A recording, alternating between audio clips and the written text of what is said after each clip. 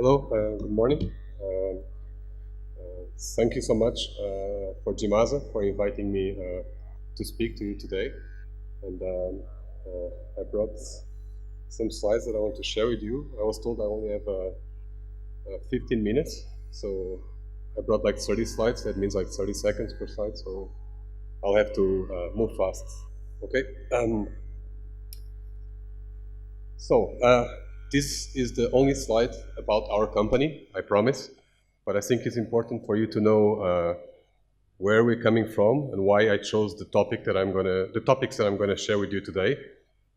We are a third-party Android app store.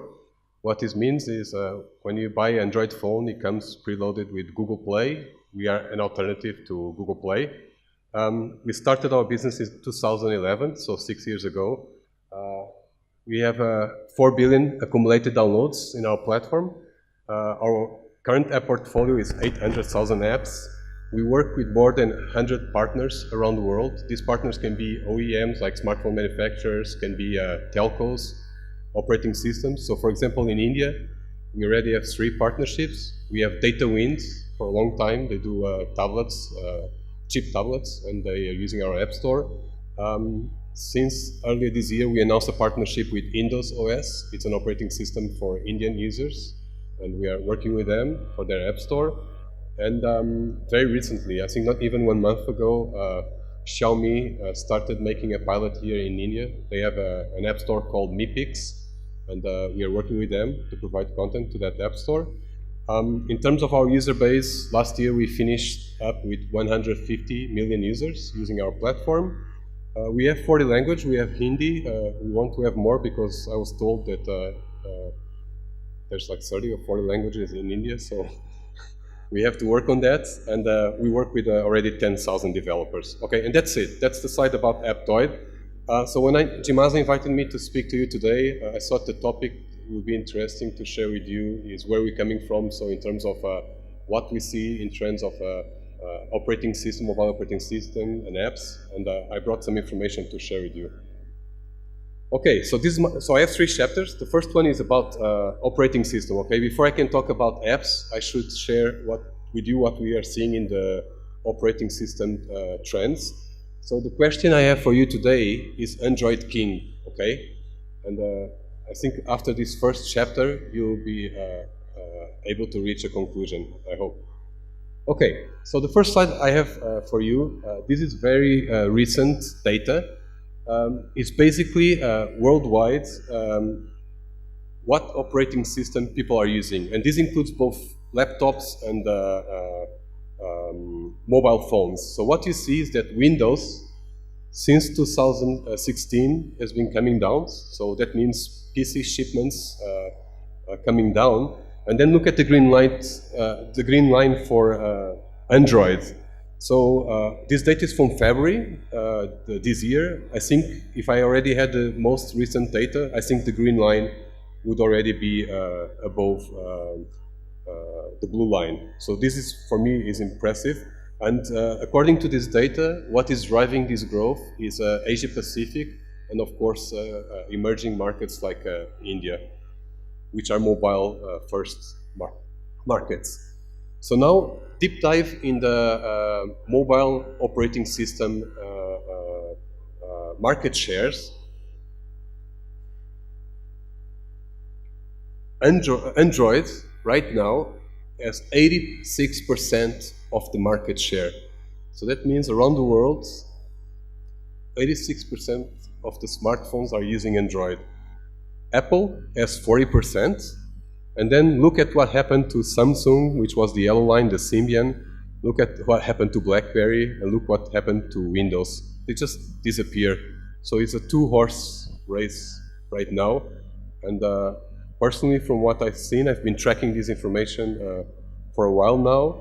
I think very soon Android will be responsible for more than 90% of the market share of mobile operating systems. This might not surprise you, but because based on that market share, the latest data I have from App Annie is that people download apps on Google Play 2.5 times more than Apple, And this compares to times 2 before. So it went from times 2 to times 2.5 in terms of app downloads in about 1 year. But in the revenues, as many of you may know, Apple dominates, okay? So again, this number was also, oh, I'm sorry. I'm switching on my, I'm switching on my computer and not switching here. Okay, I'll look there. So okay, this was the slide I was supposed to show you, I'm sorry. So in terms of downloads, Google Play is generating 2.5 more downloads than Apple. And the change was from 2 to 2.5 in 1 year. In terms of revenue, Apple is still winning. And again, the number before I had 1 year ago is Apple was generating 2 times the amount of money from Google Play. The latest information I have from last quarter of 2016 is 1.6, so Google Play is catching up. Now, what I wanted to show you is, what about if I bring into these numbers the third-party numbers from app stores like ourselves, okay? And this blew my mind. So, on your left sides, you see what App Annie expects in terms of downloads for 2017. So they expect that the Apple Store will generate 30 billion downloads this year, 2017. Google Play will generate 114 billion downloads, and then third-party app stores like ourselves will generate 17 billion. So amazing scale in terms of Android, right? But now look at the right column, okay? So for the first time this year, App Annie expects that the Android ecosystem will generate more revenue than Apple. Okay, this is first time ever. By the way, if we remove those 21 billion from third-party app store, the green box on the right, so you see Google Play is still losing against Apple. And according to App Annie, if we don't have the third-party app stores, Google Play will only generate more revenue than App Annie in 2021. So look at the importance of the third-party app stores for this ecosystem. One thing that I always discuss with developers is they come to me and ask me, Tiago, should I make a iOS version first or Android version first? I always reply that if you can do it both. If you have to choose, you have to look at your market. So for example, when you look at this survey, in terms of which is the priority for developers, they only prioritize iOS in North America, Europe, and Japan. That's it. The rest of the world is mainly Android. So I told you before that the market share of iOS worldwide is 14%. For India, is 2%. So I think this answers your question of which version you should do first, if you can only do one first. My final slide about this first chapter, about the operating systems war, is the fragmentation. What does this mean? So, sorry, I keep getting distracting. I'm sorry. Let me close my laptop. I think it's easier. So I showed this one. So this is the question for developers in terms of world map, which you should prioritize. Okay, so North America, Europe, Japan, it's an iOS country. Rest of the world, Android, and for example, India, iOS has 2% of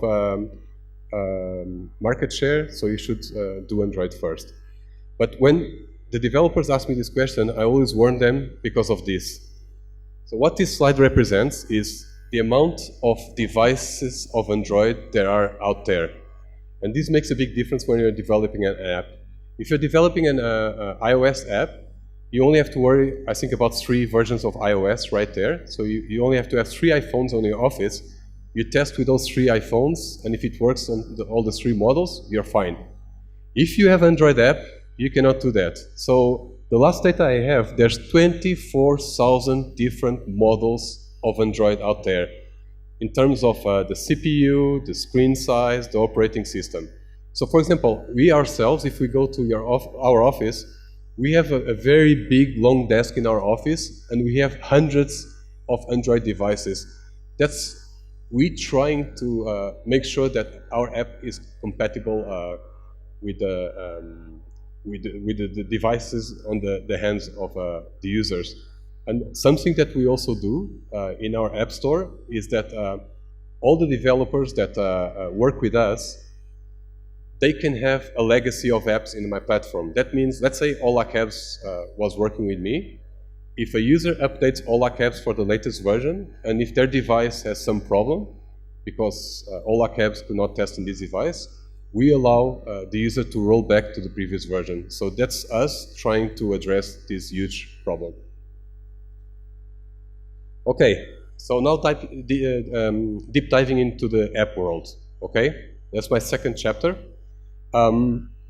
First, I have a slide with good news for any app developer or app owner. This data is also very recent, and it shows you what people are doing on the mobile phone. So if you look on the top left, you see 8% of the time is spent on the browser. On the right-hand side, 92% is spent on the apps. And the previous slide I had, before I updated this from last year, was 10% on the browser. So the browser is losing. In terms of the number of hours you spend on average on the mobile phone is 5 hours. And then you can see the main things people are doing, like Facebook with a very big percentage, almost 20%. So these are the good news. What are the bad news? It's the number of apps in the App Store. So in iTunes, currently there's 2.2 million apps. In Google Play, it's 2.7 million. So it's very, very difficult today to stand out in the App Store for users to find you. A bit of more bad news. On average, in the last 5 years, the number of apps that a user opens every month has just been slightly increasing. So the latest number I have on the right is from the last quarter of last year. Users, on average, they open 30 apps on their mobile phone. On a daily average, they open 9 apps. And then this is amazing. From those 9 apps that they open every day, 3 apps account to 80% of your time. And then I was thinking, this is right, because I think I spend 80% of my time in the email app, in the WhatsApp, and maybe Facebook. So if you're not one of these 3 apps, it's very difficult for you to catch the attention of the user. Because of the previous slide that I showed you, that only a few apps get the attention of the users, this is a huge problem for app developers trying to make money. So the light blue share of the pie shows 94% of the App Store revenue goes to 1% of developers, and only 6% of the revenue goes to the remaining 99% of the developers. Again, one more example of monopoly. So if you take a look at the latest numbers in terms of monthly active users for social and messaging apps, it's completely dominated by Facebook. If you remove just the 2 red bars, which is WeChat and Q from China, the 4 out of China social messaging apps belong to one company, Facebook, okay? And then there's only Twitter and Snapchat there trying to still fight them in this war. By the way, I think you saw the news last week or something, that Facebook just reached 2 billion monthly active users. So for example, my personal opinion, I think Snapchat is doing a very good job, but I'm not sure if they have a chance to compete with Facebook. So is it possible to disrupt these guys? It is. It's not easy. In the last year, the only use case I saw of an app that really disrupted the market was Pokemon.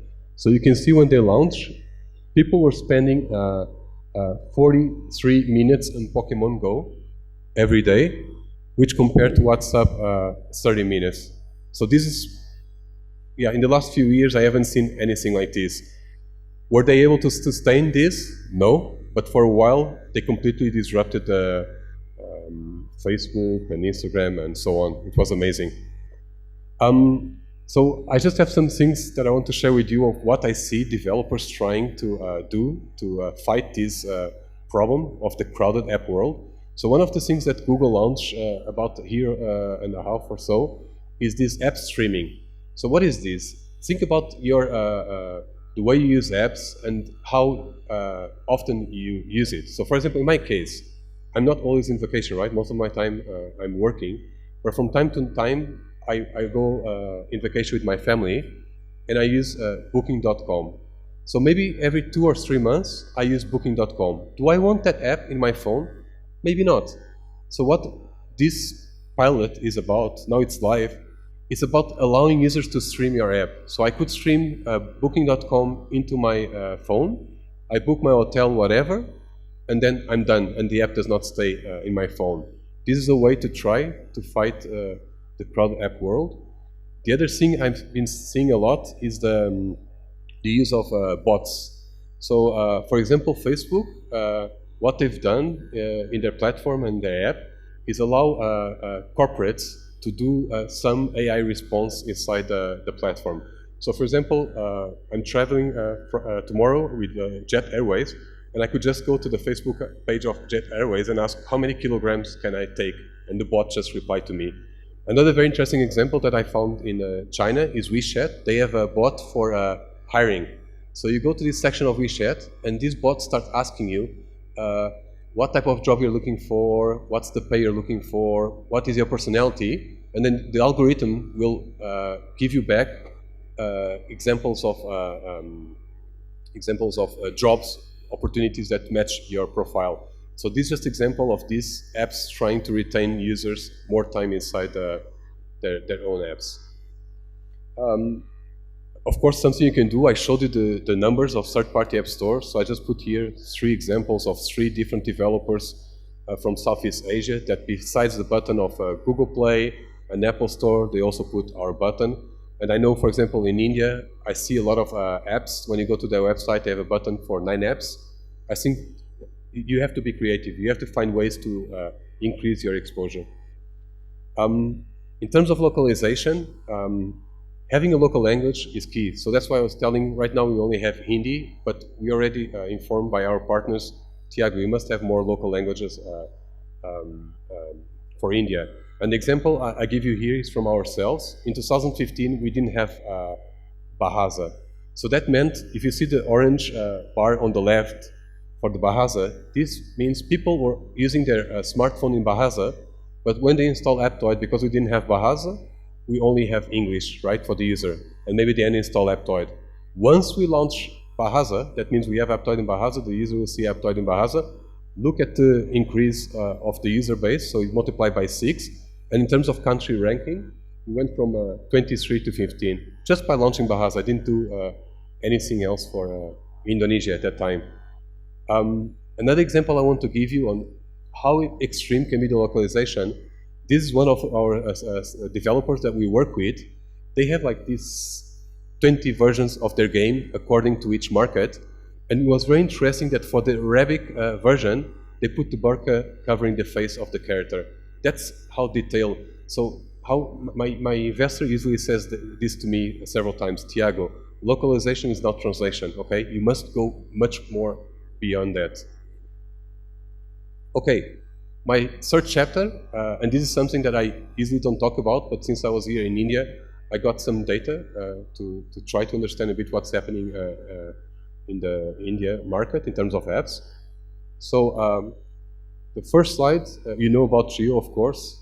It's amazing for me, you know, coming here and talking with some people and they tell me, oh, it's normal for a Geo subscriber, the standard is to have 1 gigabyte per day. I was blown away. 1 gigabyte is like almost like what I have per month in Singapore, right? And this graph is, I don't know if you guys see this, but basically it's the average price per 1 gigabyte in India. And you can see that little blue dot on the bottom is the price of Geo, and then the red line is all the competition price going down since Geo launch. So what was the impact of this? India, right now, worldwide, is the #2 country generating the highest mobile traffic to sites. So basically, whenever, if 10 users access web in India, 80%, 8 on 10 will be on their mobile. So this is global data, and then I asked my guys to take a look at the data to see what was this impact in our data, on Aptoide data. So what this graph shows is I divided the number of total downloads in India in Aptoide by my average user base. So you can see the exponential number of downloads per user in this last year, right? It's amazing, the impact of having cheap data and cheap smartphones. Then something I also asked them was, can you please take a look at the top apps that people are downloading worldwide and what are they loading in Aptoide? So what I saw was, the first interesting thing is, if you look on the right, the #2 app downloaded by our users in India is Facebook Lite. So that means even data is cheap, maybe the smartphone is very low end, and they prefer to take Facebook Lite because it takes much less space on the phone. The other thing I was surprised is that not so many games in India, right? So there's Clash of Clans there as #5, and that's it. If you look worldwide, we have much more games, right? 2, 4, yeah, like at least 4 games here worldwide. In the top 10 for India, only 1 game. Then you can see Share It. Share It is very interesting because last year when I was here in India, we look at my top 6 apps downloaded in India, and 2 are peer-to-peer. So something we have done is we've included the peer-to-peer functionality inside our app store, and that's why maybe now only one of the apps, Charity, is here. And then you can see number 9 and 10 is Flipkart and Hotstar. That also shows that Indian users like to download local content. So when I look per categories, right, what people are downloading in Aptoide, based on the previous slide, I'm not surprised with these numbers. So lots of tools. You saw UC Browser there really up on the ranking. Communication, domination from Facebook, WhatsApp, social, and only the games come in 4th. So this is interesting because when I look at this data worldwide, games is much higher in our ranking. Okay, this is my final slide. So basically I also asked them to look in terms of our user base. It's completely dominated by males and very young. I don't have the comparison with other benchmarks, so I don't know if this is typical in India. I'm very curious to speak with other app developers and then tell me if they see also this trend. Okay, so all in all, the 3 things that I wanted you to take away, and I do hope either you ask me questions now or you come by our booth and we have a conversation. The first one is about, is Android king? I think it's getting very close to be king, and I think very driven by the third-party app stores. China, of course, plays a big role there because Google Play is not there. But if you think of Aptoide, right, we're generating like 120 million downloads per month, just ourselves. So I think third-party app stores will really help push Android to surpass Apple also on the revenues. You saw the stats from App Annie. In terms of the crowded app store space, it's very tough. I read some data from Gartner, and they expect in this next year, for every 10,000 apps submitted into the App Store, only 1 will be commercially successful. So it's really, really tough. So, okay? If there's anything that we can do to help you get some visibility and generate some downloads, just come to talk to us. We were also a small company before, so if we can help another small developers to start, we're happy to do it. And then finally is the India market. You know, I'm blown away with what's happening here. The data doesn't lie. And I think, well, India was already a very strategic market for us. And you know, after looking into this data, it even became more strategic. So thank you so much for your time. I hope that this was somehow useful. And yeah, please come and talk to me in my booth or ask me questions now. And I'm glad to answer to them. Thank you. Thank you, Tiago. I think we have time for 2 questions, and I think for the rest, we'll just have to come to your booth and talk to you. So 2 questions, anybody from the audience? Is it pre-embedded with mobile phones? Thank you for asking that. You know, I didn't want to speak too much about Aptoide. So number one, we have been kicked out from Google Play since 2013. So people cannot find us in Google Play. We do have an antitrust case against Google with the European Union. If you saw it, the news last week, the European Union just gave a very big fine to Google because of the search practice. And if you see the Mary Meeker statement, she says, okay, this is about the search. Now there's still AdSense to address, and there's Android to address. So we are part of the Android antitrust. So how do people find us? We don't do any advertisement. All our growth has been organic. So people will just go to Google and search for how to install Ola cabs without Google Play, download Hotstar APK, and then they find us. So it's about trying to be up there in the SEO ranking. The huge problem with this is that whenever, let's say the example of Ola cabs, they found Ola cabs in our platform, they click install, they download the APK file, and once they try to install in the phone, they have this warning message from Android saying, this is not coming from Google Play, this might contain virus, malware, do it at your own risk, and then you have to go to settings, so security, turn on and on sources, and then install Aptoide. And it's amazing for us that 150 million users last year did all those steps to get Aptoide in their phones. I have many times friends and family, because they find out that I work at Aptoide, and they WhatsApp me and say, hey Tiago, I was trying to install Aptoide, but I see this warning message and I stopped. Is it safe to install? And then I say, yes, please, it's very safe, you can go ahead. So this is the basis of why we are complaining against the European Union, saying that this is not fair, because Android used to be an open source where everybody could play, and then halfway the game, the rules were changed. In terms of the preloading, I think it's critical for us, okay? So I give you the example of Xiaomi, Windows OS, or DataWind. On those 3 devices, it comes preloaded from the factory. So when the user clicks on it, we are there, no warning message.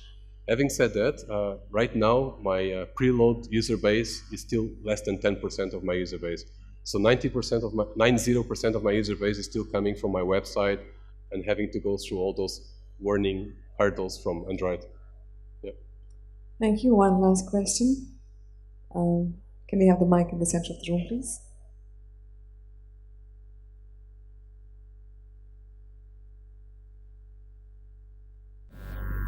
Most of the data that we source from B2C customer, B2C. So we have data of B2B market as well. B2B apps.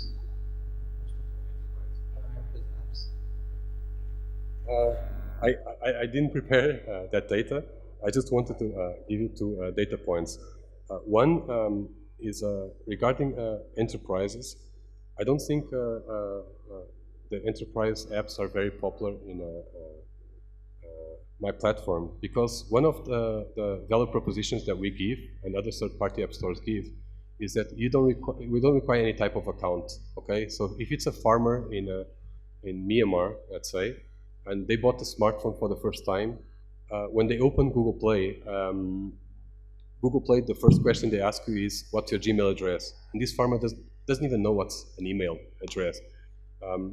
So I think because of the enterprise user, like us in this room, we all have computers, we all have email address, so we're fine. We're using Google Play. So maybe it's not a very popular type of app in my platform. Having said that, we do have a lot of enterprises using us. Let me give you an example. So this hotel, right? Sheraton, an hospital, a restaurant, many of them have Android devices in the reception.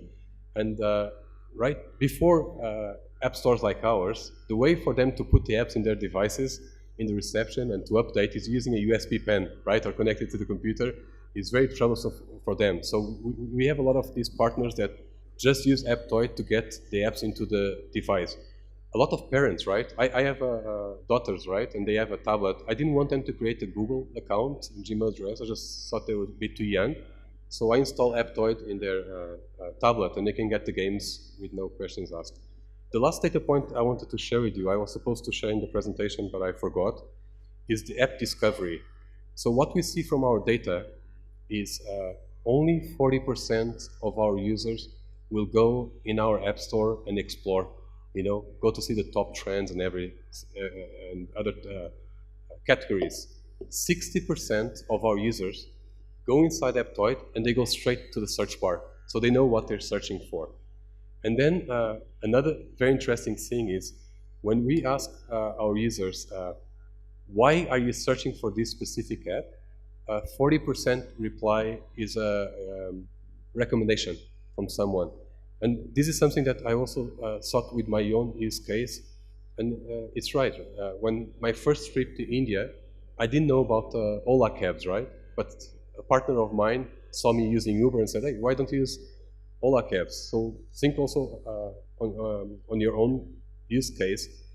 Do you still go inside Google Play or Apple Store and randomly search for content, or you just go straight to what you know because you saw an ad on the street or a friend told you? The reason I'm saying this is because I always tell the developers, word of mouth is very, very powerful user acquisition. That's why when I was giving the example, when they asked me, should I do iOS or Android?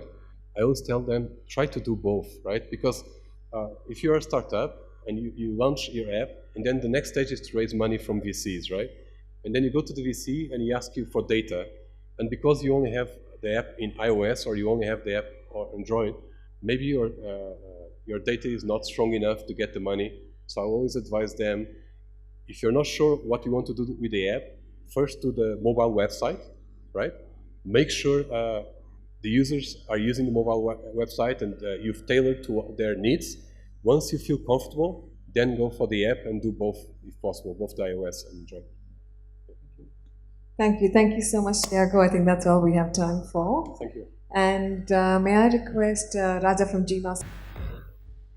Please put your hands together for Tiago. That was a really insightful conversation on everything to do with mobile apps and Aptoide. And so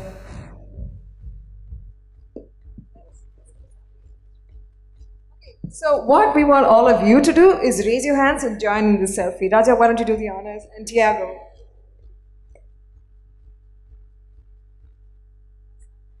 Audience, you're all in this, so click away.